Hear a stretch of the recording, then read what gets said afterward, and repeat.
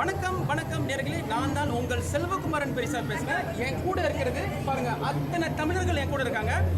இந்த ஈரானா வீரப்பன் இந்த book sir, இந்த புக்கு பாருங்க, ஈரானா வீரப்பன் அனைத்து மலேசிய மக்கள் இந்த புக்கு பாருங்க. இவர் வந்து பெரிய ஒரு ஆராய்ச்சியாளர். 44 கண்ட்ரிக்கு போயிருக்காரு.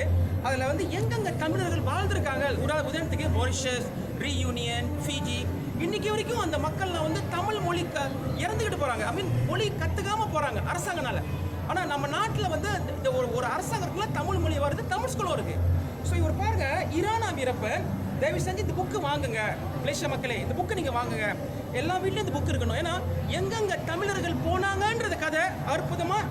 அவங்க டாக்டர், இது அவங்க டாக்டர், உங்கள் பேர் வி முல்லை, ஓகேங்களா? இந்த புக்கு எனக்கு கொடுத்துருக்காங்க. நான் பார்த்தோன்னே இந்த மாதிரி ஒரு புக்காக இருக்கேன், தயவு செஞ்சு மலேசியா மக்கள் கொடுக்கலாமே.